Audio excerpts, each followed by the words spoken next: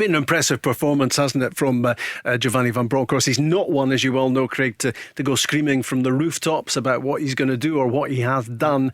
He's gone about it very quietly, but so effectively. He has, hasn't he? I think there's been a real certainty about everything that Giovanni's done, a confidence that I expected. But to have the start that he's had has been quite incredible. He's undefeated since he's been in the dugout. 6-7, I believe, clean sheets.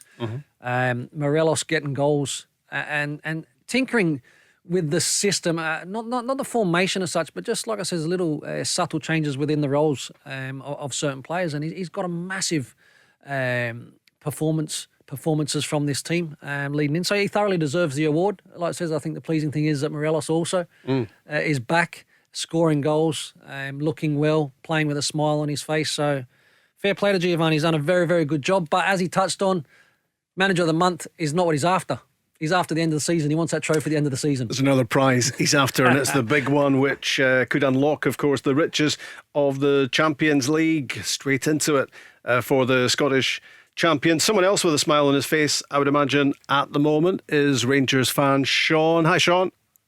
Hi guys, happy New Year. And the same to you. Hope you're well. Hope you've been keeping well. Yep.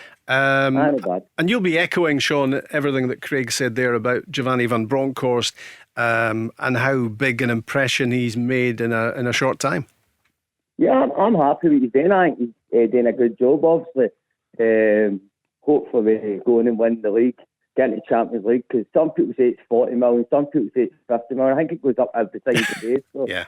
But I'm looking forward to it. But one guy I'm looking, I don't know if Craig knows much about him.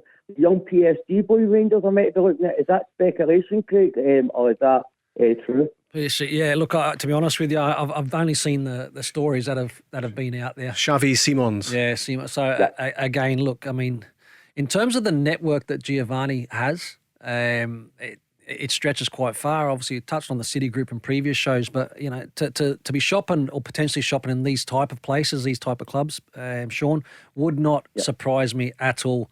I just feel at the moment that Rangers are probably pretty settled, and unless, you know, like I says, they lose a player last minute, I think it's going to be fairly much what you see now is what's going to be there come the end of the transfer window. It's going to be Tuesday night at Batodry, Sean, you would imagine. Pretty much the Rangers team we've been used to seeing in the last few months. There's not really, I mean, James Sands has been signed. I don't think anyone would expect him to feature immediately. So there is that continuity about Rangers, isn't there? Yep. I'm looking forward to Tuesday, because I've seen you break the news earlier, but I've seen it on your platform on Twitter, like, there's 5 subs, and I've been shouting for 5 subs all the time. I think 5 subs should actually stay permanent, but obviously it's more advantage. I understand it is more advantage for the big teams because they've got more of the players. For the weird teams, maybe in the lower league, it's a wee bit of a worry thing, but I don't know if it's affecting the weird teams, is it? The lower league, sorry.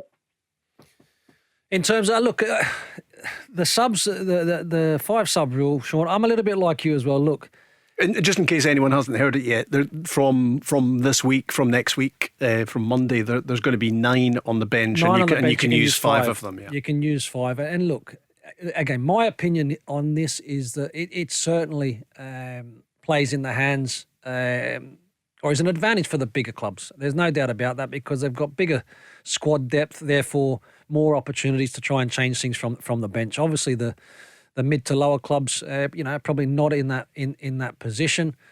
You know, is it down to purely the schedules and the amount of games that are played nowadays, Rob, or is it to do with COVID? I think it's everything, isn't it? I think taking it all into consideration, but I think it is an advantage to the bigger teams, if I'm honest.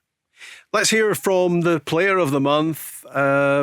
Giovanni's thoughts on Alfredo Morelos coming up. I think he's done well since I came in. Scored some important goals. So that's always important for the team. He's working hard. His attitude has been really well. So he's a positive factor for the team. I think it's 4 goals in his last 5 and maybe 6 in his last 8 games. So suddenly his numbers, Sean, are looking a whole lot more like Morelos, aren't they? He's 13 for the season at this stage. So he's maybe halfway to doing 25 again. And that's kind of what you expect from him, isn't it?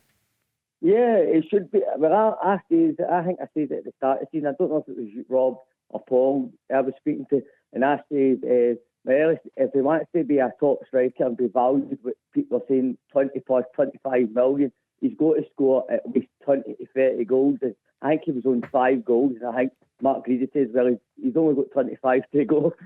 So, yeah. But I think he's improved since Steele's came in. I think he's got a wee lift, because I thought his form was dipping a good wee bit. So, because I was actually one of the ones that shouted, I'm a big fan of him, but I was saying maybe drop him for a game or two just to try and get his attitude sorted. But he seems to be improving still.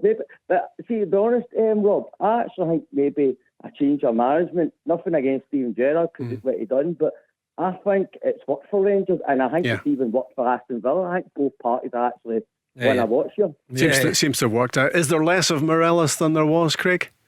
Definitely. Yeah. 100%. How do you explain that? Why would he be carrying weight, carrying a few extra pounds under Steven Gerrard, but not under Giovanni van Bronckhorst? I don't really like to talk about something that I guess because now Steven Gerrard's away and it's kind of like moving forward and being positive. But I have to say that he was obviously allowed to let it, to get away with things. I think, and I think a few of us have said it, I think from the start of the season, Rangers were playing a certain way that wasn't really exciting. I think the fans were frustrated with it. Standards for me, it was just a little bit flat, So the Morelos potentially being a few kilos overweight, Rob, for me that was all part of it. And then Sean touches on it, and I've experienced it where a new manager comes in, all of a sudden you need to reel it in. You've got to impress. You've got to go out and now earn the trust of a new manager, because just because you've scored so many goals or played so many games back to back, it counts for nothing. You've got to impress that new manager. And Giovanni, that's why I think he's done an amazing job, because he's come in, he's kind of just floated under the. I mean, it's hard at Rangers to fly under the radar, but it's just been nice and steady, and not too much noise. No. Subtle changes, and the turnaround, and more importantly, I keep saying the way that Morelos seems to be enjoying his match, his games of football now, scoring goals. It's been a great turnaround. Tell Alexa to launch Go Radio or listen on the Go Radio app.